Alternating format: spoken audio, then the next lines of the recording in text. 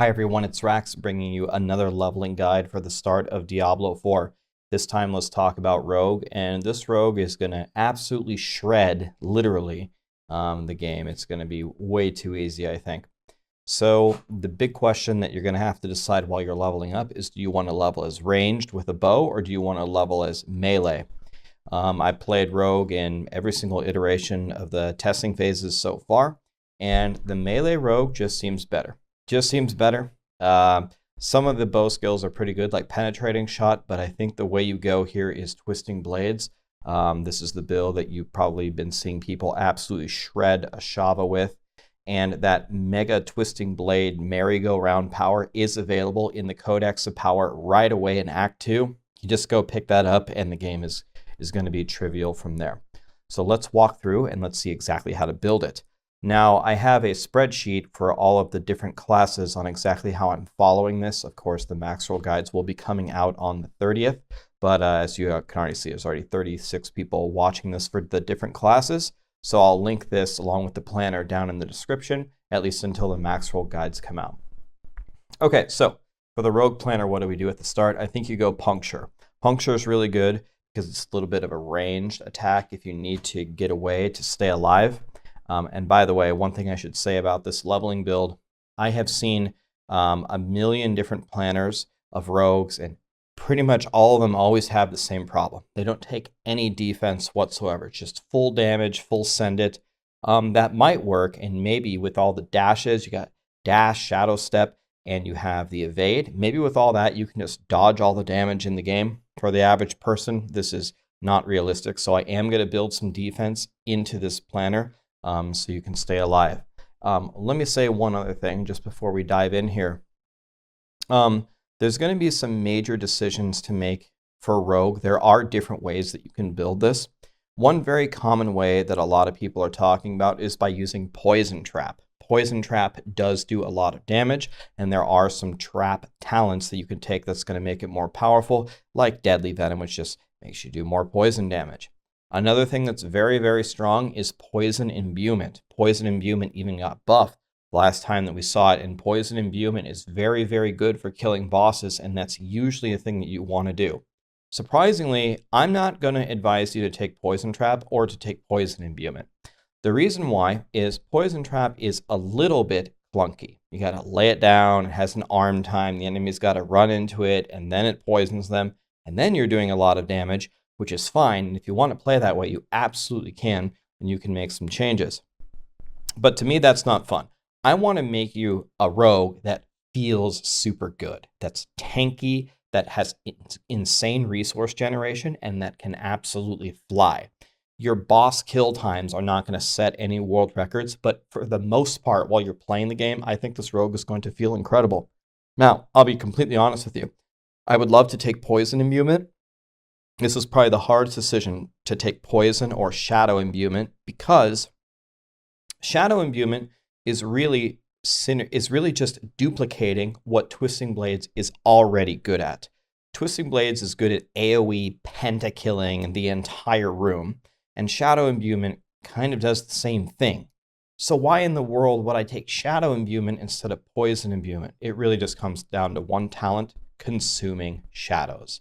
This talent, compared with the Rogue specialization, Inner Sight, just seems to give you infinite energy. Just have energy the whole time, so you can do whatever you want.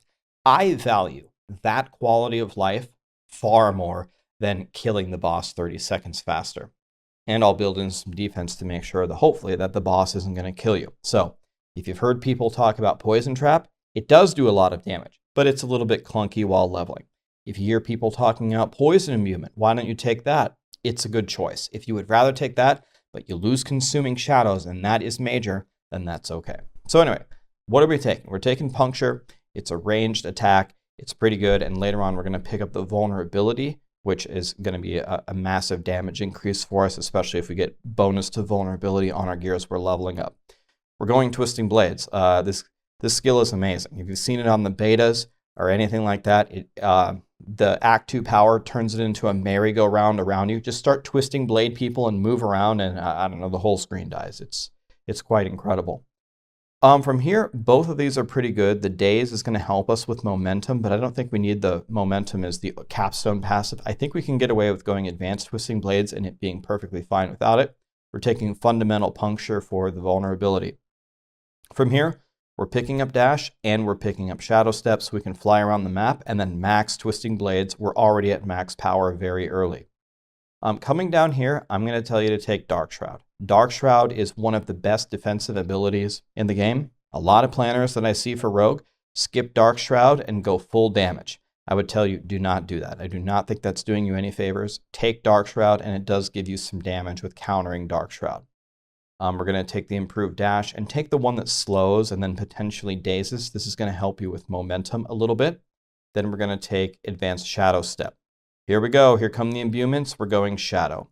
Going shadow so we can take consuming shadows. I'd go mixed shadow imbuement. This one makes enemies vulnerable. I don't need like the trash enemies to be vulnerable. With your merry-go-round and shadow imbuement, everything's going to die anyway. And when you get to bosses, you can apply vulnerable by yourself. With puncture, not going to be an issue. And then we're going to take consuming shadows. Max it. Whenever you kill an enemy, you get 30 energy. 30. You just have to take it. It's absolutely incredible. Okay, so now from here we can pick up our final upgrade to Shadow Step to reset it. This is important. We need to reset our Shadow Step for our capstone passive. Then we're going to take the upgrades to Dark Shroud. We're going to get a higher critical strike chance. From here we'll take Precision Imbuement. Got more crit from here. Then we're going up, and here's something not many rogue players are doing, taking defense. You got Dark Shroud to keep you alive, and you got Sturdy. I'm telling you to max it. I'm telling you max it kind of early. Yes, you could just go take all the damage nodes, but if you build in some defense, then you're going to be the rogue that didn't die, that's flying around, that's full energy all the time. And then take another one. Take the heal. Whenever you critically strike, you're going to get a big heal. Well, we just took all those things to make you critically strike. This makes you critically strike. This makes you critically strike. Hey, you're going to be healing yourself and you're going to be tanky. It's going to be amazing. Okay. By the way, 1 point into this, you unlock your ultimate passive. I would take momentum. You get a stack of momentum for 8 seconds. If you hit a stunned, dazed, or frozen enemy, you can daze them sometimes with dash. You could also take this to daze them all the time, but what you can really rely on is your shadow step or just hitting enemies from behind, which is what rogues are good at doing anyway, flying around the map. And shadow step automatically stabs them in the back, and you have resets on your shadow step. So shadow step should be doing a lot of this for you. You should be able to keep this ultimate up. If you feel like you can't keep it up, then you could take this out and go for this one. You're just going to have to see how it feels for you. But this is going to provide you damage reduction, massive energy increases, and movement speed. So your rogue is going to feel absolutely incredible. Okay, so up here, again, max the siphoning strikes. Okay, we've taken care of our defense. Now we can just start picking up damage. Exploit is damage, malice is damage, weapon mastery is damage.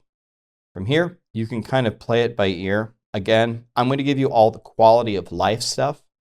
And if you feel like you don't need it, you can search for the talent tree for more damage, but I would take Innervation.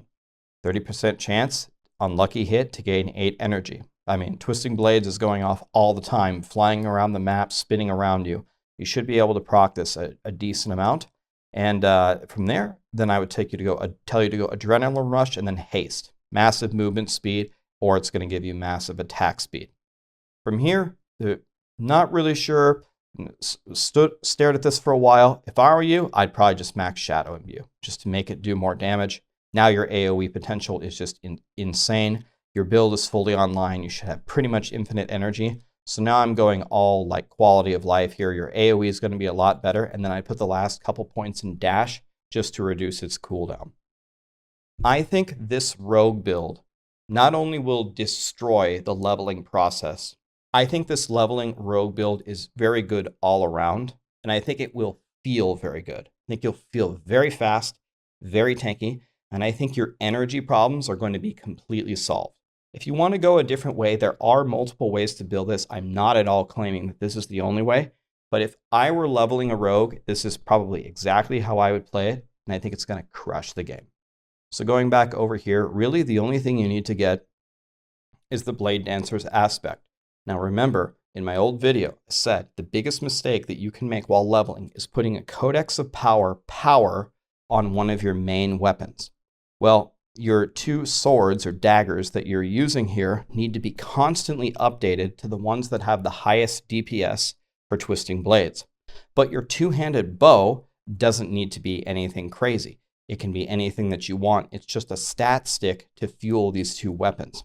If you put the twisting blades aspect on the two-handed bow, it's going to get a massive bonus, and it's going to just crush the game for you. So once you get a pretty good yellow bow, you can actually imprint the Blade Dancer's aspect right there.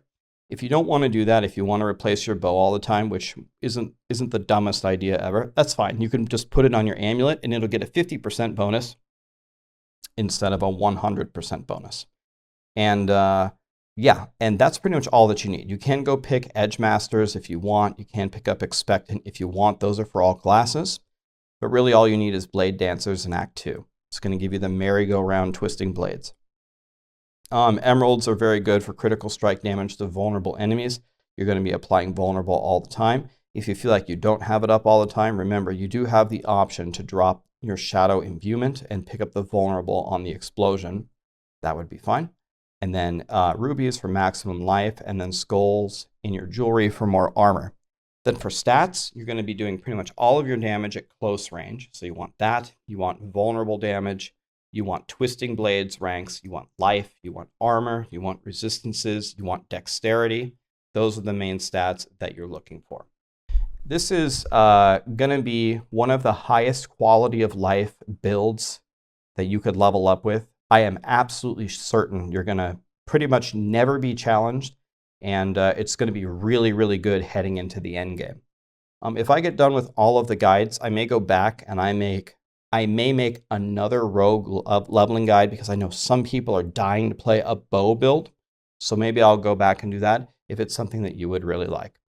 Anyway, this planner is going to be down below along with the spreadsheet. Many more guides are coming. Going to be playing Diablo 4 for eons of time. And it's going to be good, guys. I hope this build really works for you. Let me know. Thank you.